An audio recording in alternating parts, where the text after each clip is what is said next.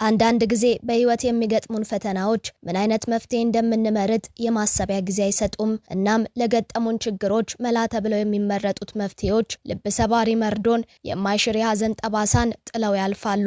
ለቤተሰቡ ብቸኛ ልጅ፣ ላደገበት መንደር አርያ፣ ለተማረበት ተቋም ኩራት፣ ለሀገር ተስፋ የሆነው ዶክተር የገጠመው ነገርም ይህ ነው። አስቸጋሪውን የሕክምና ትምህርት አጠናቆ ለዓመታት የዘራውን የእውቀት አዝመራ ለማጨድ ሲዘጋጅ ከፍሬውም ለመብላት ሲሰናዳ የገጠመው ሳይታወቅ ራሱን ማጥፋቱን የተሰማው ዶክተር ጉዳይ እጅግ አሳዛኝ ዜና ሆኗል። ቤተሰብ የሚሳሱለት፣ ነገን በእርሱ ውስጥ የሚያዩለት የቤት አምድ የሆነው ወጣት በአካባቢው ላሉ ተከታዮቹ ታናናሽና ታላላቆቹ ምሳሌ የሆነ እጅግ ትሁት ዶክተር የልጅነት ህልሙን ለማሳካት ቀን ከሌት ሲደክም ኖሮ ያሰበበት በደረሰበት፣ ህልሙን እውን ባደረገበት፣ ስኬቱን በጨበጠበት ወቅት የገጠመው ሳይታወቅ ራሱ ላይ ወስኖ ይችን የለፋባትን ምድር ጥሏት መሄዱ ተሰምቷል። በብዙ ድካምና ጥረት የህክምና ሙያውን በድል የተቀላቀለው ዶክተር የሀገር ተስፋ ሆኖ ስራውን ማከናወን ቢጀምርም የሁሉንም ሰው ቀልብ የገዛ የማህበረሰቡ አይንና ኩራት ተደርጎ የተመለከተው ወጣት ዶክተር ባልታሰበና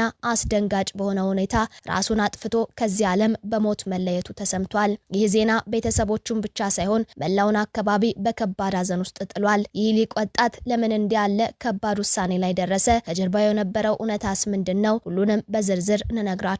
በሌላ መረጃችን መላውን ከተማ ስላስደነገጠው ጥቃት እንነግራችኋለን። በአዲስ አበባ ከተማ እምብርት በሰላም አድረው እንደሚነግዱት ንጹሃን ሁሉ እነዚህ ሁለት ወጣቶችም ያሰቡት የነገ እንጀራቸውን ብቻ ነበር።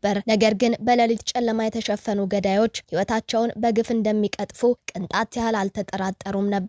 ለእናቱና ለአባቱ ብቸኛ ወንድ ልጅ የነበረው ወጣትና የእድሜያቸውና የስራ ባልደረባው ከሆነው ጓደኛው ጋር በአካባቢው በሚገኝ ህንፃ ላይ የጥበቃ ስራ ተሰማርተው ኑሯቸውን ለመምራት ሌት ተቀን ይደክሙ ነበር። በስራ ቦታቸው ላይ ተገኝተው ህይወታቸውን የነጠቋቸው ሰዎች ግን ሊጠብቁት የነበረውን ንብረት ሳይነኩ ገድለዋቸው ተሰውረዋል። ይህ ወንጀል ዝርፊያ ካልሆነ ታዲያ ምንድነው? ከተፈጸመው አስደንጋጭ ግድያ በኋላ ደምቆ የሚጮህ ጥያቄ ሆኗል። ሁለቱ ወጣቶች በኮልፌ መቃብር ስፍራ በከፍተኛ ሀዘን ቢሸኙም ቤተሰቦቻቸው ግን በከባድ ለቅሶ ውስጥ ሆነው ፍትህ እየለመኑ ነው። ሀገር ሰላም ብለው ኑሮን አሸንፈው በልተው ለማደር በሚዳክሩበት የስራ መስክ ላይ ደማቸው በከንቱ የፈሰሰው ወጣቶች ነፍስ ፍትህን ፍለጋ ይጣራል። ለመሆኑ ይህ ጥቃት ለምን ተፈጸመ? ከጀርባው ያለው እውነተኛ ሴራስ ምንድነው? የወንጀለኞቹ ፍንጭ የደረሰ? ሁሉንም ከዝርዝር መረጃው ታደምጡታላችሁ። በስተመጨረሻም በቤተሰብ መሃል በተፈጠረ ጸብ የቂም በቀል መወጣጫ ስለሆነችው ጨቅላ ህፃን እንነግራችኋለን። 1 ዓመት ከ9 ወር እንቡጥ ህፃን ከእናቷ እቅፍ በግፍ ተነጥቃ ስትታገት በቤተሰብ መካከል ያለው አለመግባባት ምን ያህል አስከፊ ደረጃ ላይ ሊደርስ እንደሚችል ማሳያ ነው። ወንድም በገዛ ወንድሙ ላይ ጨክኖ ህፃን ልጁን ለበቀል ማገጃ ሲያደርጋት ፍጻሜው ምን ሊሆን ይችላል? የገዛ አጎቷ ከጥበቃ ጋር በመተባበር የእናቷን እጅ በገመድ በማሰርና በቢላ በማስፈራራት ህፃኗን ይዘው ተሰውረዋል። የቤተሰብ እልመወጣጫ የሆነችው ነፍስ የማታውቀው ህፃንንም ለማግኘት መላው የኢትዮጵያ ህዝብ በማህበራዊ ሚዲያ መረጃዎችን ማጋራት ጀምሯል። አጋቾቹ ህፃኗ ላይ ምንም አይነት ጥቃት ሳያደርሱ እንዲገኙ ሁሉም በቻለው መንገድ ተረባርቧል። መጨረሻው ግን ያልተጠበቀ ሆኗል። ሰላም ጤና ይስጥልን ውድ የአማርያ ቲዩብ ቤተሰቦች እንደምን ቆይታችኋል? በዛሬው መሰናዶ አስደንጋጭ ውሳኔን ራሱ ላይ ስለወሰነው ዶክተርና በአዲስ አበባ ከተማ ስለተፈጸመው ግድያ እንዲሁም በገዛ አጎቷ ታግዳ ስለተወሰደችው ጨቅላ ህፃን ያልተጠበቀ መረጃ እንነግራችኋለን። ቻናሉን ሰብስክራይብ፣ ቪዲዮን ላይክ እና ሼር በማድረግ አብራችሁን ቆዩ። በአርሲ ዩኒቨርሲቲ የህክምና ሳይንስ ኮሌጅ የመመረቂያ አዳራሽ ውስጥ የዶክተር ምሳሌ ብዙሃን ስም ሲጠራ አዳራሹ በጭብጨባና በእልልታ ተናውጦ ነበር። ያኔ እርሱ በኩራትና በፈገግታ መድረኩ ላይ ቆሞ የነበረው የምረቃ ቆብ በጭንቅላቱ ላይ ደፍቶ ቀይ የምስክር ወረቀቱን በእጁ ጨብጦ ነበር። በትምህርት ክፍሉ ውስጥ እጅግ የላቀ ውጤት በማስመዝገብ በከፍተኛ ማዕረግ ተመርቆ ሲወጣ የወደፊት ህይወቱ እንደፊቱ ብሩህ እንደ ህልሙም ሰፊ ይመስል ነበር። ነገር ግን ያ በኩራት የተሞላው የምረቃ ፎቶ ዛሬ የትልቅ ስኬት ማስታወሻ ሳይሆን የጥልቅ ሀዘንና የለቅሶ መነሻ ሆኗል። የህይወት ታሪኩ እጅግ አሳዛኝ ወደ ሆነው ምዕራፍ የተቀየረውም በድንገት ነበር። የቤተሰቡ ምሰሶ፣ የማህበረሰቡ አርያ ዶክተር ምሳሌ ለቤተሰቦቹ እንዲሁ ተራ ልጅ አልነበረም። እርሱ ለእናቱና ለአባቱ ብቸኛ ወንድ ልጅ ነበር። በእያንዳንዱ የህይወቱ እርምጃ ውስጥ የቤተሰቡ ተስፋ፣ ነገን የሚያዩበት ብሩህ መብራትና የቤት አምድም ነበር። በአካባቢ ባለው ማህበረሰብ ዘንድም ቢሆን ክብሩ ከፍ ያለ ነበር። በእድሜ ትላልቅ የሆኑ የሰፈሩ ሰዎች ነገ እኛን የሚተካን ሀገር የሚያስጠራ ተከታያችን ነው እያሉ በትልቅ ተስፋ ይመለከቱት ነበር። ከእርሱ በእድሜ የሚያነሱት ታናናሾቹ ደግሞ በትህትናውና በንቃቱ እየተማረኩ ልክ እንደ ስሙ ምሳሌ አድርገው ነበር የሚኖሩት። እጅግ ትሁት፣ ቅንና በሰው ዘንድ እጅግ የተወደደ ሊቅ ወጣት ነበር። ነገር ግን ያልተጠበቀው መርዶ ይህን ሁሉ ታሪክ ምን አደረገው? ይህ ሁሉ ስኬት፣ ይህ ሁሉ ተስፋ፣ የወደፊት ህይወት ያለው ግን በስተጀርባው ምን እየተካሄደ እንደነበር ማንም አላወቀም። ያ የብዙዎች ህይወትን ለመታደግ ነጭ ጋውን የለበሰው ወጣት ዶክተር በራሱ ውስጥ የነበረውን ከባድ የውስጥ ትግል ማሸነፍ አልቻለም። በመላው አካባቢ ላይ መብረቅ ሆኖ የወረደው መርዶ ተሰማ። ዶክተር ምሳሌ ብዙሃን ራሱን አጠፋ።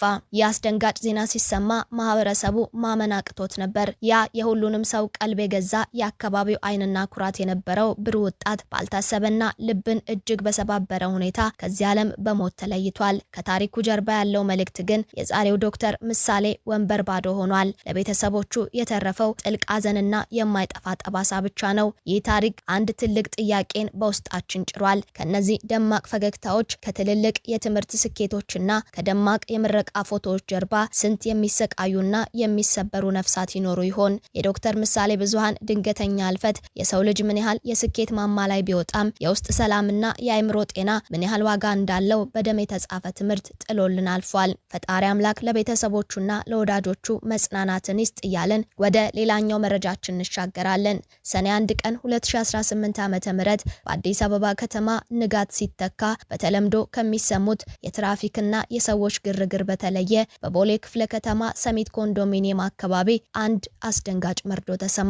ልዩ ስሙ ጨርቆስ ተብሎ በሚጠራው ሰፈር በአንድ የእሳት አደጋ መከላከያ ፊት ለፊት በሚገነባ ህንፃ ውስጥ የነበረው ድባብ መላውን አካባቢ በድንጋጤ አፈዘዘው። በዚያ ስፍራ ሌት ተቀን የሚደክሙ ሁለት ወጣቶች ህይወት በግፍ ተቀጥፎ ተገኘ። እነዚህ ወጣቶች ሙሐመድ አደምና ሙሐመድ አሊ ነበሩ። የኑሮ ትግልና የቅንነት መገለጫ የሆኑት እነዚህ ሁለት ወጣቶች መሐመድ አህመድ ለቤተሰቡ እንዲሁ ተራ ልጅ አልነበረም። እርሱ ለእናቱና ለአባቱ ብቸኛ ወንድ ልጅ ነበር። በቤተሰብ ውስጥ ያለውን ኃላፊነት ተረድቶ የራሱንም ሆነ የቤተሰቡን ኑሮ ለመደገፍና ለማሻሻል ሲል ወደ ከተማዋ የኑሮ ዙረት ውስጥ የገባው ከቅርብ ዘመዶቹ አንዱ የሆነው ተምህር ሐሰን በማህበራዊ ሚዲያ ገጹ ላይ እንደመሰከረው መሐመድ አደም ለሚያውቁት ሁሉ ፍጹም ታዛዥ፣ ቅንና በሃይማኖታዊ ስነምግባሩ በእምነቱ ጠንካራ ሆኖ ያደገ ምስጉን ወጣት እንደነበረ መስክሯል። እሱና ጓደኛው መሐመድ አሊ በሰሚት አካባቢ በሚገነባው በዛ ህንፃ ላይ በጽኑ ጥበቃ ስራ ላይ ተሰማርተው ሌሊቱን ያሳልፉ ነበር። የወደፊት ህልማቸውን ለመገንባት በፈረቃ እየተቀያየሩ በንቃት የሚጠብቁ ብርቱ ወጣቶች ነበሩ። ያቺ የጭካኔ ሌሊት ግን ህይወታቸውን፣ ተስፋቸውን ነጠቀቻቸው። ነገር ግን ጥቁሩ የሌሊት ጨለማ በውስጡ ምን እንደሸሸገ ማንም አላወቀም። ወንጀለኞቹ ወጣቶች ወደሚጠብቁበት ህንፃ ቅጥር ግቢ በድብቅ ሰርገው ገቡ።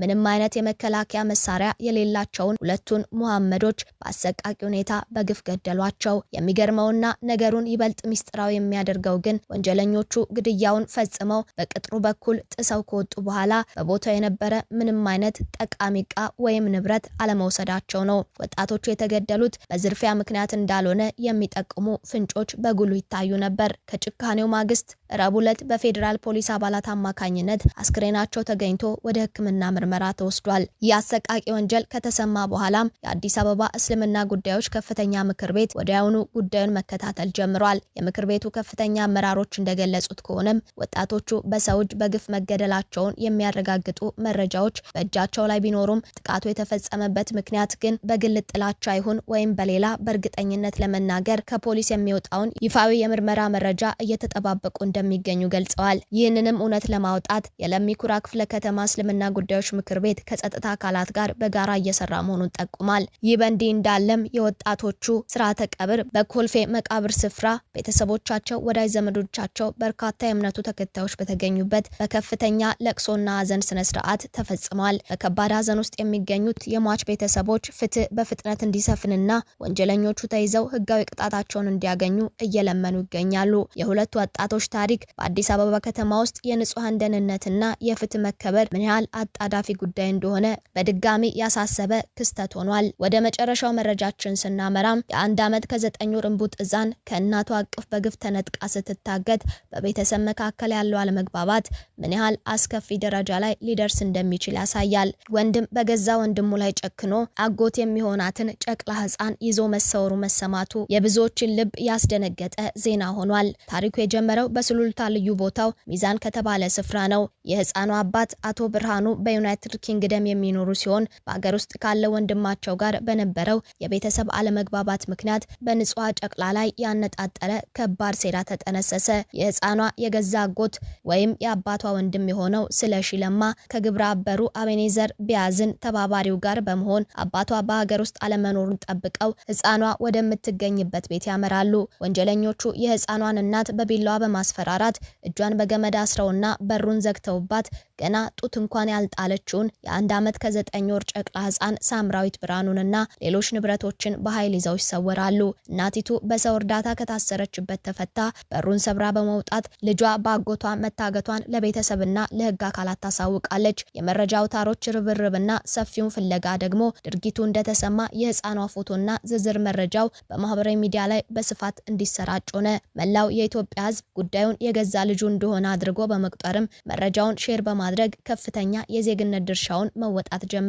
በቅርብ ሰዓታት ውስጥ በተደረገም የቴክኖሎጂ ክትትል ተጠርጣሪዎቹ የጂፒኤስ መረጃ ፍንጭ መስጠት ጀመረ። መረጃው እንደጠቆመውም እገታው በሚዛን አካባቢ ቢፈጸምም አጋቾቹ ሕፃኗን ይዘው ወደ አማራ ክልል በማምራት በደብረ ማርቆስና በደጀን አካባቢዎች መሸጋገራቸውን የሚያሳዩ ሰፊ ምንጮች ተገኙ።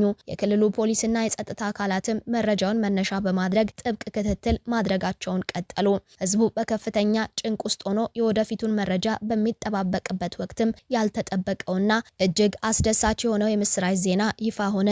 የማህበረሰቡ ከፍተኛ ርብርብ፣ መረጃውን የመለዋወጥ ተነሳሽነትና የህዝቡ ትብብር በአጋቾቹ ላይ ከባድ የስነ ልቦና ተጽዕኖ ፈጥሮ የህፃኗ አባት አቶ ብርሃኑ በሰጡት ይፋ የመግለጫ መሰረትም ህፃኗን አግቶ ይዟት የነበረው የገዛ ወንድማቸው በድርጊቱ እጅግ በመጸጸቱና በህዝብ ክትትል በመጨነቁ ህፃኗ ላይ ምንም አይነት አካላዊ አደጋና ጉዳት ሳይደርስ በሰላም መልሷታል። ህፃን ሳምራዊት በሰላም ተገኝታ ወዲያውኑ ወደ እናቷ አቅፍ እንድትመለስም ተደርጓል። ይህ ክስተትም በቤተሰብ መካከል ያሉ ቅያሜዎች በማንኛውም ምክንያት ንጹሃንን ማገቻ ማድረግ እንደሌለባቸው ጥልቅ ማሳያ ከመሆኑም በላይ የህዝብ አንድነትና የሰብአዊነት ትብብር የሰውን ህይወት እንዴት መታደግ እንደሚችል በተግባር ያሳየ ደማቅ አጋጣሚ ሆኖም ተመዝግቧል።